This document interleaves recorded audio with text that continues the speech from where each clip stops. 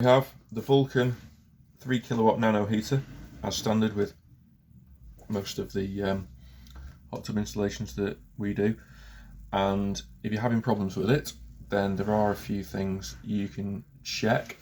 Firstly, in there, make sure the fuse is good. Check the fuse in your kettle if you're not sure, and if it's definitely working, then that's fine.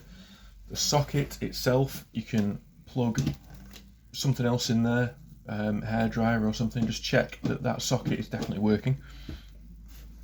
The temperature gauge, that dial there, needs to be turned up.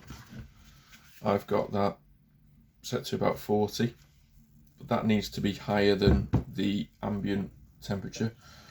You can unscrew this cap here. There's a reset switch there.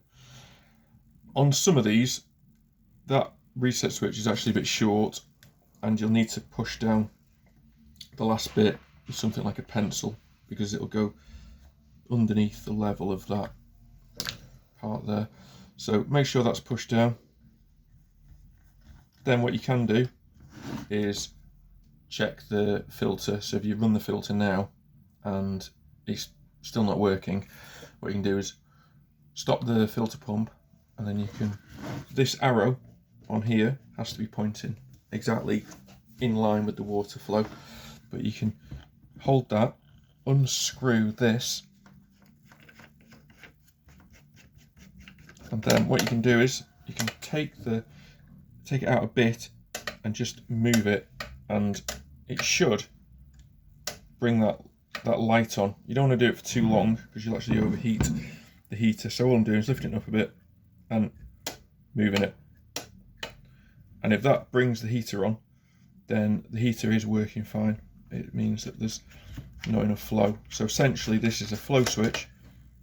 And pull the whole thing out, and as water flows into it, it pushes it, and then once it gets fast enough, it turns the heater on. You can hear it clicking on.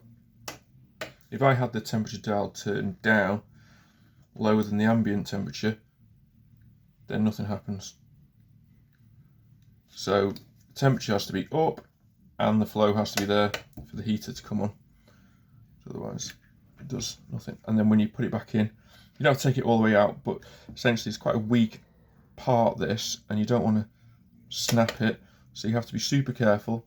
Keep this cable as taut as you can, get it over, and then drop it down, seat it, and then screw that on, and make sure this stays completely perpendicular with the body, or exactly in line with the flow, with the arrow pointing the way it was to start. Some of them are reversed, so you just have to do it the way it was to start with. Okay.